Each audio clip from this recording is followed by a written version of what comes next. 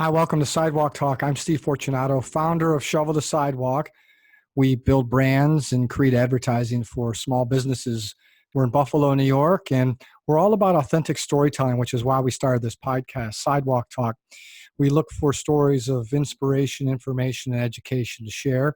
And I'm really pumped about my guest today, Gregg Prince. He is a family service counselor for seven Western New York Catholic cemeteries. And Gregg, I think before we get going, can you tell us exactly what is a family service counselor? I don't know if people really understand that Well, there are individuals like yourself to help in a time of need. I can tell you from my experience every day, people don't know who we are, and this is one of those things, right? That people either don't want to think about, or even though we all know eventually this will happen to them, they think it's not going to happen to them, and so people don't know how to start. Our job is to help people make decisions that nobody really ever wants to, right? Nobody thinks about the fact or wants to think about the fact that eventually we're all going to die. I hope that didn't surprise you, Steve. Eventually you're going to be in this boat too, in case you didn't know. I was hoping I could avoid it. Yeah, no, I don't Modern think you can. technology? One No? never knows. It could happen, but I don't think so. And so we understand when people come in, and that's really what my job is, right? As a family service counselor, I talk to families and help them make uh, hopefully good decisions about something all of us are going to have to deal with it at some point, right? Um, we have, so for example, and we're going to talk more about this, I know, but in addition to the fact that people don't really want to think about their eventual demise, when you come to one of our cemeteries, and during this pandemic, I've been working pretty much exclusively at Holy Cross Cemetery in Lackawanna. There, we have over 65 options just for cremation. So, in addition to people not wanting to think about this in the first place, you really have to get people to kind of think, well, what's your preference? What do you think you would like to do? What do you want your final resting place to be? Because there's a lot of choices. So it's my job to help people navigate those waters. And that's really what we do. And obviously, that's easier to do when somebody hasn't just passed, right? When you haven't just lost a family member. That's really the worst time to make those decisions. And in a lot of cases, that's what happens. So it's our job to help people through that too, right? Help people understand that grieving process and help people kind of work through those decisions and alleviate some of that stress from that time. You touched on something that I do want to talk about, but I want to get to that next, which is Sure. uh, pre-need or planning ahead. Yeah. Yeah. We'll talk pre-planning.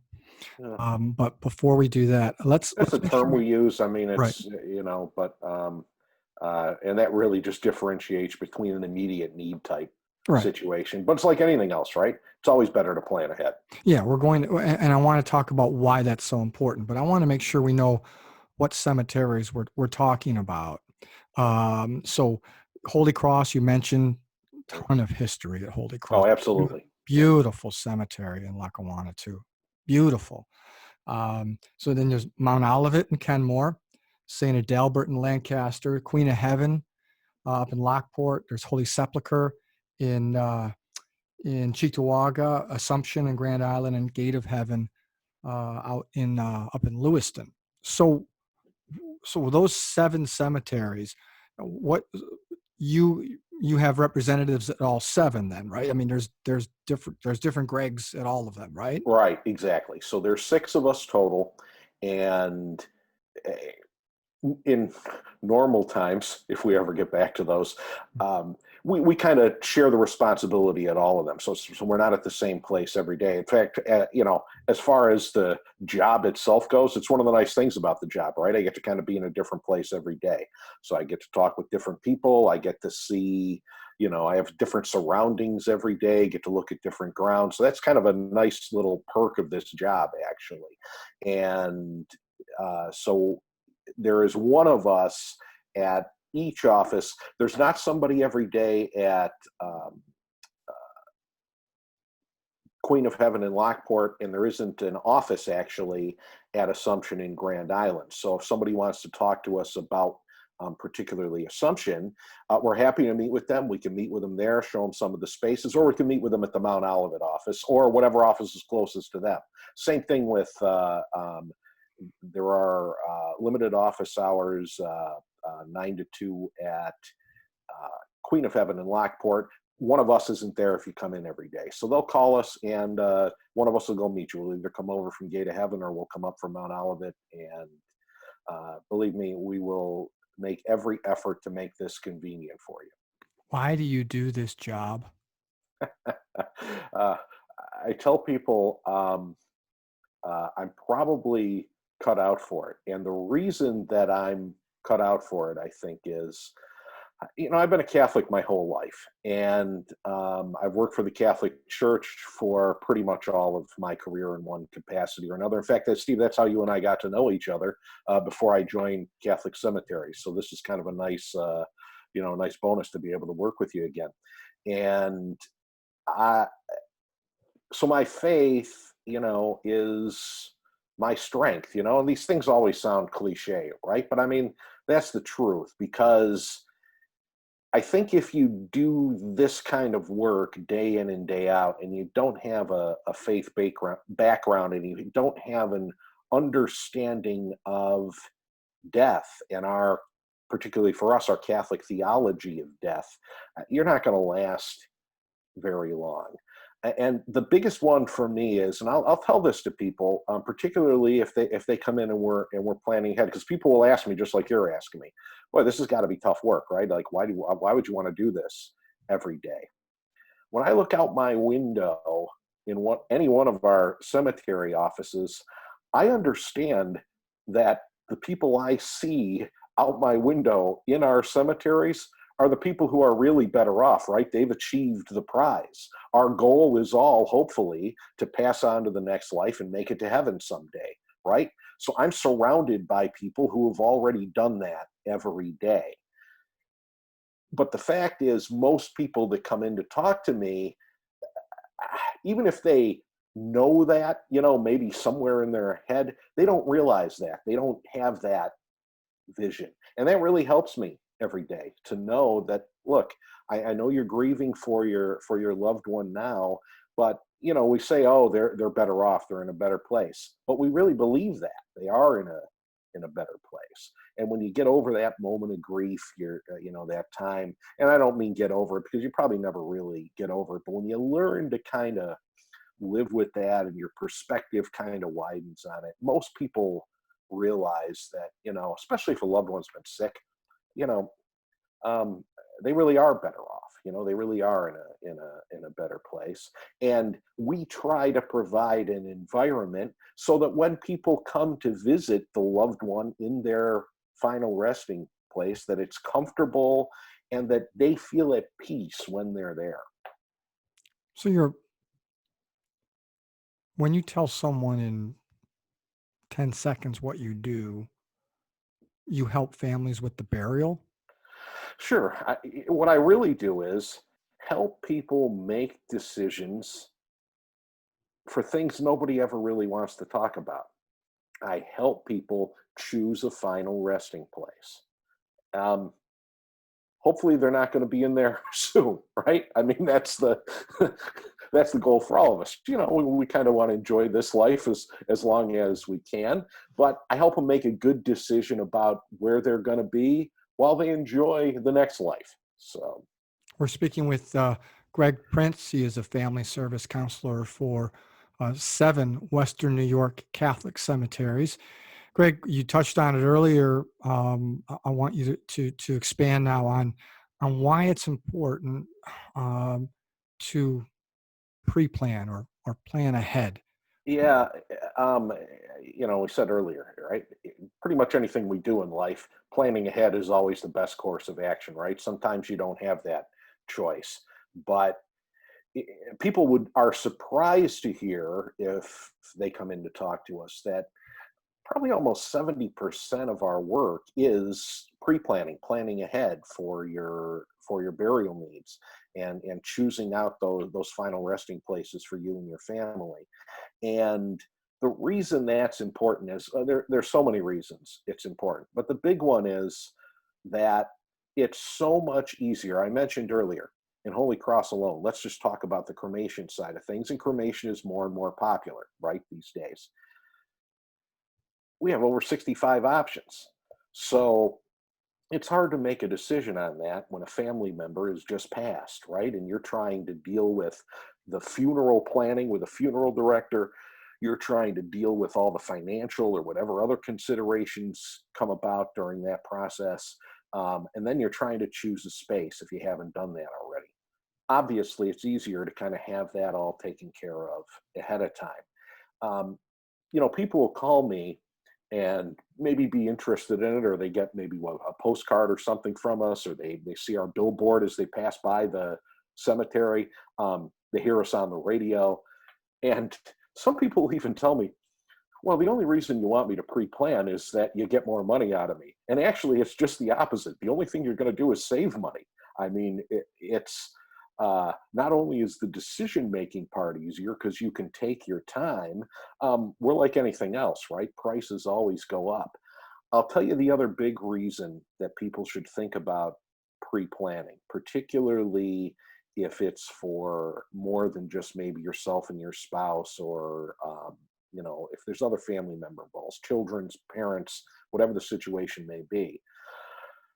I can't tell you today that when you come in and choose your space, that the space next to you or above you or behind you is going to be available. So if the eventual thought is, um, you want to be next to your parents, for example, or you want a spot so your children and you can all be in the same space.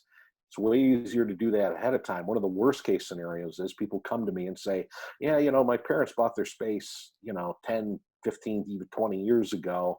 And, there was space near them at the time, and we never really did anything about it. I'm just wondering if we can get anything near them. Well, you can imagine most of the time what the answer is. It's no, so it's always better to think about that sooner rather than later. So if someone, well, let's say, so if someone is in so what, I guess I'm going to summarize it. When it's in your business, you call it at need. The decision making. I'm assuming you've seen people make the wrong, well, I don't know, it was the wrong, a decision they regretted later because they made it when your brain is not Oh, clear, right? So um, your loved ones might make a decision that they're like, that might not have been the best decision, right? Does that happen? well, that does actually happen. And there's several variations on that, right? Um, a parent dies and there haven't been any decisions made. And mom or dad, maybe the spouse who's left, sometimes, they're in a position where they don't want to have to deal with that. They don't want to make that decision. So the children come in and they take their best shot, right? But they're grieving too. And then later on, the family goes, boy, we really wish we would have done this, instead. So that does happen where it's not that people made a bad decision. They made the best decision at an extremely difficult time. And so, like you say, maybe it wasn't the right decision for them. I'll tell you, planning ahead, coming in and seeing us beforehand eliminates all of that, right? And we have programs in place, like for example, you purchase a space. In fact, maybe you purchased a space 10 years ago, right, in one of our ground burial sections, and you've changed your mind. Maybe you're going to be you're looking at cremation, or maybe you just decide, boy, we walk around the cemetery. This is what we're hearing a lot now, Steve, as you might imagine. There's lots of people walking around our cemeteries, right? Because social distancing is pretty easy. It's a big place. You can kind of stay away from people. It's a nice place to walk. The grounds are taken care of. The roads are clear. You don't have to worry about traffic. So I'm hearing from people, we've been walking around the cemetery and we bought a space, but we really like those mausoleums, Well, let's see if we can put you into the mausoleum. We have a plan for that, So, it's like anything else. People change their minds, but you are absolutely right that I will hear from people that I talk to in one of those situations where a loved one has just passed, where they then later say, boy, I really wish we would have done this, and I try my best to not have that happen, but it's a tough time to be making a decision. How has COVID-19 affected?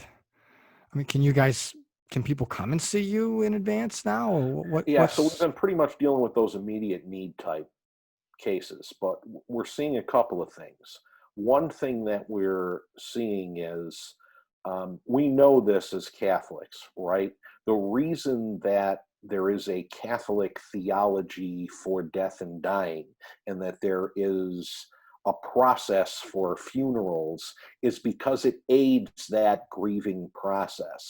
So when you take away things like a wake or a funeral mass, the Mass of Christian Burial, or even prayers at the cemetery, it affects people's grieving process. There's a reason that we have that as Catholics.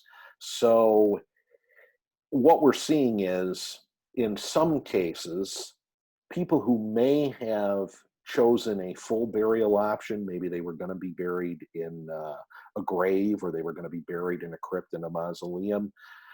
Because of the situation, some people are choosing cremation because they can't have a service right now. And then they plan to wait until they can have a service. And by say have a service, you can have a service now, but it's such a limited number of people, particularly Holy Cross and Lackawanna, where I'm working just about every day now. South Buffalo, we got a lot of big families, right? It's hard to choose. Okay, who are the 10 people going to be? People don't want to make those choices, and we understand that. So that's one thing we're seeing. We're seeing kind of maybe a rise in the number of cremations. The other thing that we're seeing is, this has us all thinking about our mortality, right? What happens if we get this disease and we don't make it, right? Particularly older people, where they've said from the beginning, right, the most difficult population to handle this particular strain of virus is an older population. And it gets them thinking about, well, what if something happens? We haven't made our plans yet. So I am dealing with some of that, taking a lot of phone calls from people who go, we haven't made any plans. And I'm trying to work with them the best I can within the guidelines, and hopefully over the next little bit here, that's going to open up a little more. I can start meeting with people face to face safely, of course, following all the protocols. But not only is it changing people's idea of what they might have done when someone passes, it's getting people thinking about, hey, this is a reality, and I haven't made any plans for it yet. are people um if you can't have uh 10 or more people, you can't have more than 10 people, are people canceling then? What are they not Yeah, having there are funeral? people So doing so that. they're cremating, keeping Uncle Bob on the mantle and waiting till later? Or are they planning for this later, or what's happening? Yeah, we're hearing two things from funeral directors during this, and this has been going back to right when it first started. Some people don't like the idea that they can't have a funeral, so there's cases where funeral homes are storing cremains for families in the eventual thought that they're going to do some kind of a service later on. And in some cases, people are taking the cremains home with them, and they're going to make their arrangements later on. So we expect to see, when the doors start opening up a little more, we expect to see more people coming to us, particularly purchasing cremation spaces. So that, we're kind of preparing for that eventuality. But we also think that when people feel safe coming in to talk to folks like myself, that we're going to hear from more people, because we've been hearing from folks already who say, I really got to get this taken care of. And we're going to be here for you. We're here for you now, but we're going to be here for you when that happens, when the restrictions are relaxed. You say a place for the cremated remains. What do people what are options for cremation? And if someone, just want to make sure we understand this. So Sure. someone holds on to their cremated remains, can they come to bury them later then if they hold on to them at their house? And Yeah, and I'd obviously be worried about, I bet a lot of people, I mean, I'd be worried about losing them. well, we have some horror stories about that too, where you know um, somebody passes and they were holding on to a family member's remains, and the kids, for example, are going through the house and they find this in a closet somewhere, and they go, "Did you know that Aunt so and so was, mom was holding on to her?" Um, and sometimes that becomes, a grieving situation all over again, right? Because they got to make a decision that, somebody else didn't make at the time. So then it's that whole situation you're talking about, Steve, where, well, geez, are we doing the right thing? Where would she want to have been, and all that? So I mean, yeah, well, that situation does occur. And obviously, as Catholics, the idea is, when you pass, you are placed in a final resting place. And that should be fairly soon after. We don't want people holding on to family members at home. There's a lot of reasons not to do that. It might make you feel good for a time, but then what happens when you pass? And then somebody else has to make those decisions. We're hearing some of that now too, where I've met with people who somebody passed maybe last year, and now this pandemic situation has arisen. They're thinking about, well, what if something happens to me? And they go, I got to find a place for both of us. So we're hearing that too. All right. Last question. More about you personally. It's interesting to me as what you do. I'm sure you didn't grow up saying, "Hey, I want to be a I No. want to be a family service counselor," but you're doing it, and you have a passion for it, and you've talked about what it is you do, and you hinted at why you do it. But how, it can be, it's people. I'm sure your friends are like, "Wow, that's a rough gig. That's a rough Yeah. gig." But what is it? What's the gratification that you personally feel being a family service counselor? Well, I'll go back to my faith, right? This is an opportunity for me, and I like working with people. I like talking to people. My background, actually, and Steve, you're aware, but I mean, my background, and when I went to college, I was in media, right? Communications and media. Um, so I'm used to talking to people. And I'd like to think, after years of talking to people, that, I'm a fairly comfortable guy to talk to, that people feel comfortable talking to me. And on the other side of that, um, I'm not intimidated by the subject matter in my job, right? I'm not afraid to talk about death. And I would like to think, based on my faith background and my life experience, that I can be sensitive with people about that. I'll tell you, it's terrific when somebody comes in, and believe me, this happens most of the time. When somebody makes their arrangements and they're planning ahead, and they're trying to decide what their final resting place is, no matter how nervous they were or how difficult the decision was, even just to come and talk to me, when they're done, people almost always say, "Oh, you made that so easy on me," or "That is such a relief." And believe me, that's very gratifying for me, right? To help people.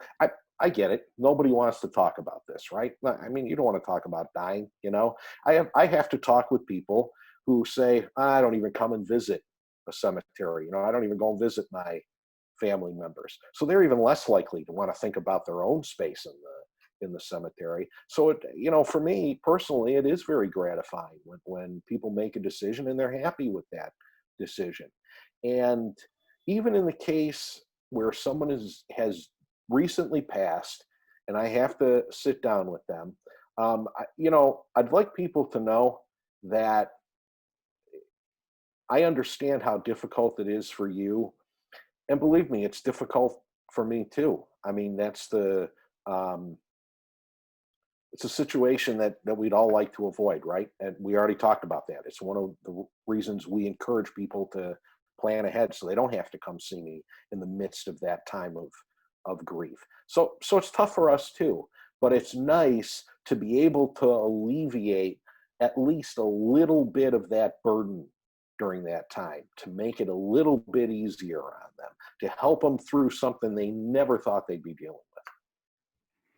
Well, Greg Prince, family service counselor he works at 7 different Catholic cemeteries across Western New York. I appreciate you, Greg. I appreciate you sharing your story and educating us on why it is so important to pre-plan, to plan ahead rather than leave it for others to make those decisions um, at a difficult time. Greg Prince, thank you. Thank you, Steve. All right. Well, thank you for listening, and for those on YouTube for watching. That's it for this episode of Sidewalk Talk. You can download any of our podcasts on your choice. We're on Apple, iTunes, Spotify. Well, you could also watch any of our podcasts by visiting our website, shovelthesidewalk.com. Also, if you or you know somebody that has a story that you think needs to be shared, a story of inspiration, information, education, there's a form on our website. Just fill it out, and we'll set up that podcast. Again, thanks for watching, thanks for listening, thanks for participating. I'm Steve Fortunato, and this has been Sidewalk Talk.